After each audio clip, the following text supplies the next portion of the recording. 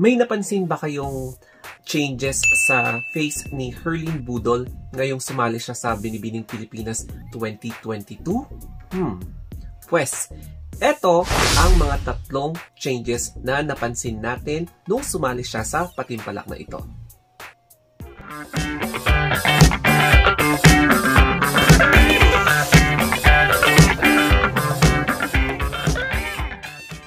Medyo sensitive ang topic natin for this video. It's because ang tatalakayin natin is yung changes na napansin natin kay Herlyn Nicole Budol ngayong sumali siya sa Binibining Pilipinas 2022.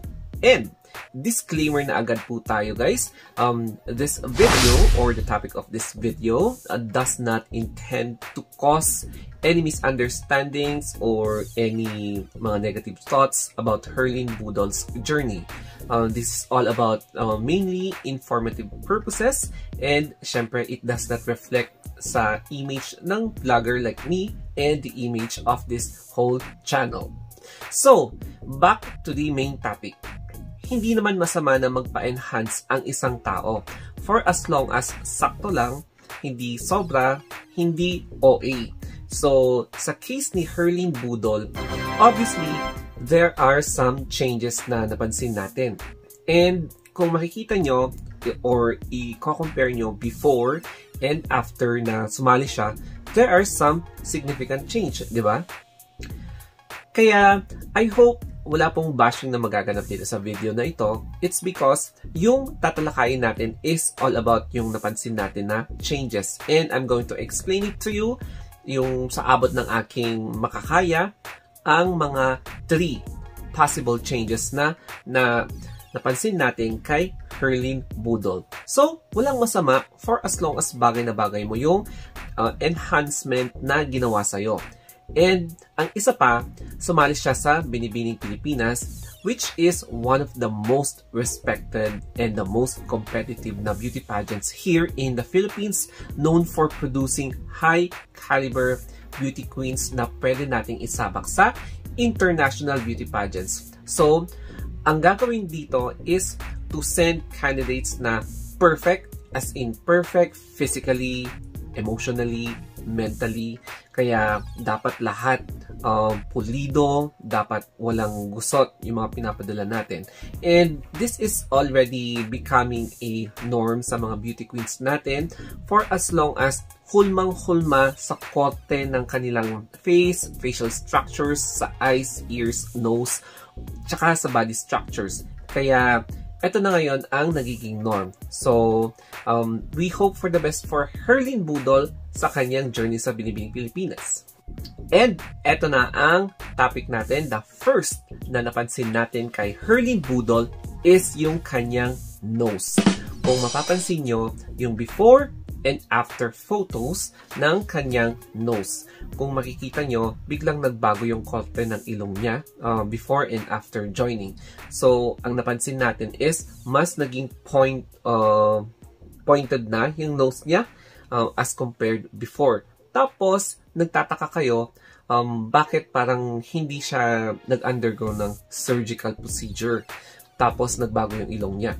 Ang possible procedure na ginawa sa kanya is etong nose thread lift.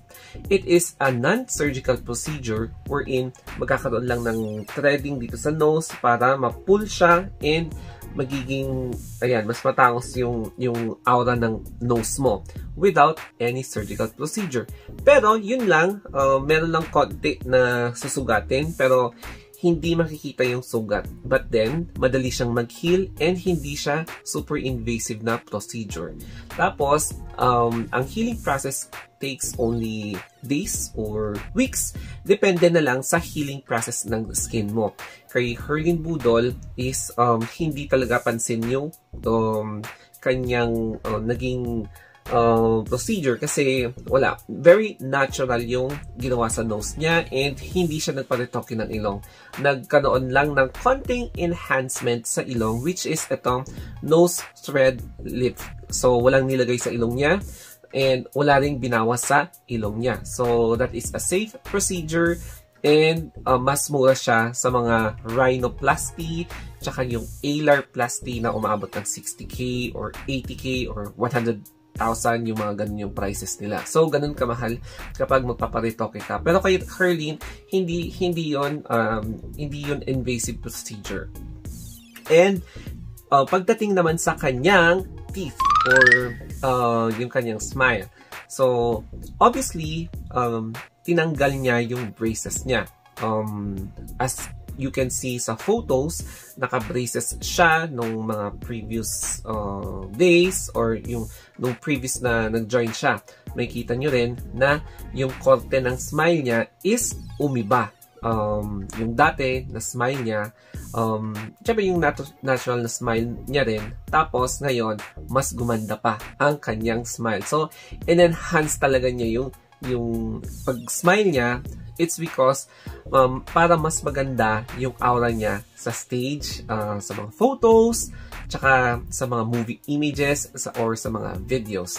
And makikita nyo na mas maganda talaga yung bunganga niya, mas perfect ang smile, mas nagandahan talaga ako sa smile niya ngayon. And ang possible na procedure na nagawa sa kanya is yung veneers. So, parang lumaki yung mga sizes ng teeth niya, tapos umiba talaga yung angulo ng lips niya. So, yan yung isang ginawa din sa kanya. And I think the whole set of teeth niya, yung talagang nag-change. And kapansin-pansin talaga na kapag bumubuka yung kanyang bibig, maayos yung ngipin niya, nagbago yung features niya, and makikita mo na wow, there's something new, ang ganda-ganda ng smile mo, ang bongga ng parang aura niya kapag nagkipag-usap siya sa interview or nag-i-smile lang siya. Tapos makikita mo sa mga pictures niya, ang ganda-ganda niya, ang boom, parang gano'n. may pagka-boom yung parang pasabog niya. Ayan. So, yun yung isang napansin natin ngayong sumali siya sa Binibining Pilipinas, and bumagay talaga sa kanya yung smile niya. And I love her smile din. And then, yung pang-third na napansin natin is all about yung kanyang parang sharpness sa face. Correct me lang if I'm wrong. Nagkaroon siya ng konting pampalambot. Mas lumambot yung itsura niya ngayon as compared before. So, there's something about sa face niya na parang naging softer yung look niya. Dati parang medyo hindi ganun ka-soft. Pero ngayon, ang soft ng tignan yung face niya. So, the possible na enhancement na ginawa sa kanya is naglagay ng fillers. Especially pag dito, para mas feminine pa. Ginawang mas feminine pa yung kanyang itsura. And then, syempre, may mga nilagay na enhancement sa pisngi niya. Ayan, pero hindi naman sobra yung nilagay sa face niya. Enhancement lang para lumambot tignan or mas softer tignan yung kanyang face, yung kanyang overall na mukha. Kaya kung makikita nyo, talagang there is really na changes na nakita natin sa kanya. So, itong procedure naman na ito is more on paglalagay ng fillers. So, paglalagay siya ng injections, mga ganon. So, ipapasok sa dermal area. Depende sa procedure na gagawin sa kanya. And yes, ang ganda ng overall look na ginawa sa kanya. So, correct me na lang if I'm wrong sa mga nabanggit ko na procedure or yung mga terms na nasabi ko. And yes, these are the 3 na enhancements na nakita natin kay Herlene Budol. Pagdating naman sa kanyang katawan, ano nga ba yung changes na nakita natin sa katawan niya? Wala. So, walang changes. Okay, nasa perfect shape siya ngayon. Kung makikita nyo, parang halos walang fats yung nakikita natin sa mga kahit na anong korte ng katawan niya. Tapos, yung kanyang tindig, in shape talaga siya. So, wala nang kailangan baguhin dyan. And, ang importante na gagawin niya dyan is i-enhance pa niya yung pasarela niya in order for her na i-perfect yung kanyang stage presence, Tapos, i-study niya kung ano pa yung pwede niyang gawing strategy in order for her to win Binibining Pilipinas 2022. So, yes, if you are also interested na magkaroon ng enhancement sa mukha nyo or sa katawan, wala pong masama. For as long as nababagay sa inyong itsura or para ma-boost yung confidence nyo. Kasi nga, ngayon, medyo nagiging trend na siya for as long as meron ka talagang capability na gumastos. So, ayan yung naging resulta kay Herlyn Budol. So, speaking of gastos, I believe na na-shoulder na niya, na-shoulder ng manager niya yan dahil I think na nakipag-negotiate siya, nakipag-negotiate yung beauty pageant camp para ma-enhance yung mga alaga nila before na sumasabak sa pageant. So, posible na yung mga procedures na yan ginawa na months before. So, mapapansin niyo talaga na lahat ng mga ginagawa niya is wow, mapapawaw ka talaga kay Herlyn Budol. Kasi ngayon siya nagkaroon ng full blossom, full transformation. Kaya, ang last word sa mga bumabash sa kanya is nasa kanya pa rin ang huling halakhak. So, uulitin natin yung quote na never ever judge the book by its cover. It's because kung ikaw ngayon ang nasa itaas, malay mo in the future, ikaw naman ang biglang bumagsak. At yung nilalait mo ay siya ngayon ang nasa taas. O diba?